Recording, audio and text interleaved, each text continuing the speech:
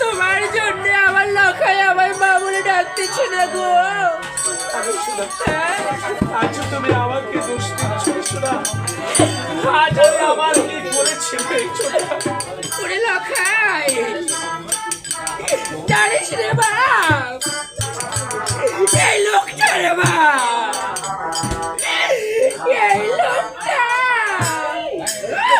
ওরে সাহারা পদে রে বাসারে পিতা ওই ইউরা সারি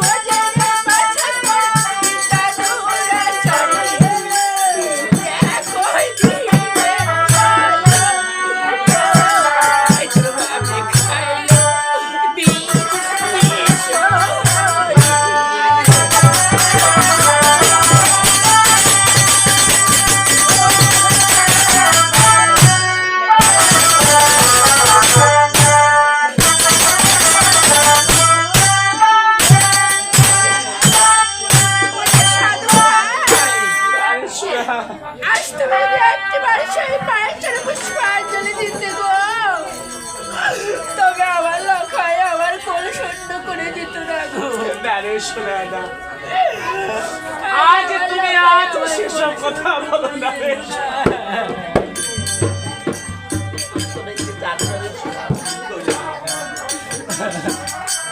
আজ আমি জীবনে কোনোদিন যে বড় সব বুঝতে পারবো না রে সোনা। আজ তুমি কেন এসব বলছো রে সোনা? আজ আমার এসব কথা বলো না রে সোনা। সাধু ভাই, আজ আমি কি বলে জানো রে সোনা? কি বলবে গো?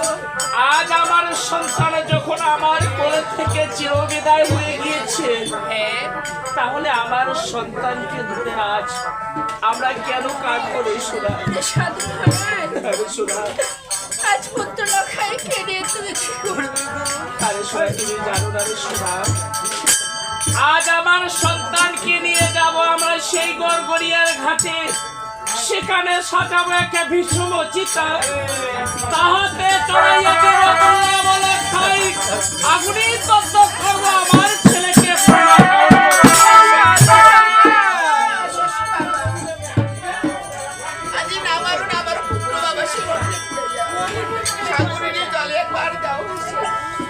কি বলছো বর্তমা?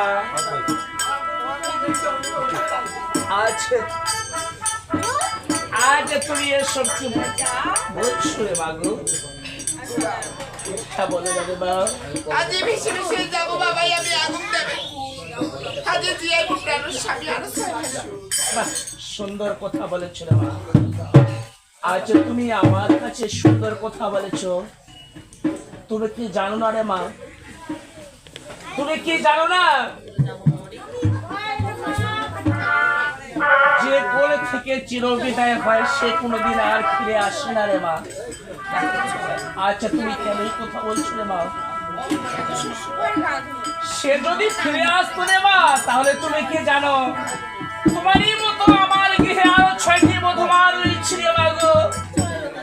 তারা তো কেউ বলেনি রে মা, তারা কেউ বলে দিন, কেউ কোনোদিন বলেনি যে বাবা আমরা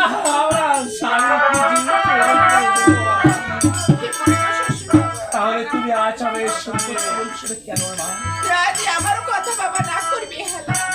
আজ বিপদে পুত্র পেয়েছিল সাধু আজ কি হয়েছিল সেই ছায়া নেবে গো?